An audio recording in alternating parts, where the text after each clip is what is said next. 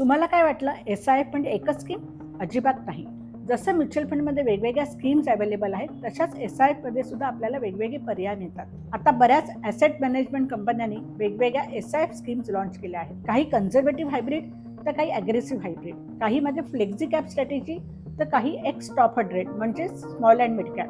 तुमच्या रिस्क प्रोफाईलनुसार योग्य इन्व्हेस्टमेंट स्कीम तुम्हाला निवडता येते. आणि एक खूप महत्त्वाची गोष्ट, तुम्ही एकाच AMCच्या वेगवेगळ्या स्कीममध्ये मिळून 10 लाख रुपयाची गुंतवणूक करू शकता. तसेच ही बेस 10 लाख रुपयाची गुंतवणूक ठेवून तुम्ही 1000 रुपयांनी टॉपअपही करू शकता किंवा त्याच्यामध्ये SIP ही चालू करू शकता. बऱ्याच स्कीममध्ये टॅक्सेशन आणि एक्झिट लोड हे इक्विटी म्युच्युअल फंड सारखंच आहे आणि यामध्ये हेजिंग आणि ॲडव्हान्स स्ट्रॅटेजीज वापरून तुम्हाला म्युच्युअल फंडपेक्षा जास्त रिटर्न मिळवण्याचा प्रयत्न केला जाऊ शकतो. म्हणूनच गुंतवणूकदार याकडे न्यू एज इन्व्हेस्टमेंट म्हणून पाहत आहेत. तुमच्यासाठी कोणती स्कीम योग्य ठरेल हे जाणून घ्यायचं असेल तर मला नक्की संपर्क करा.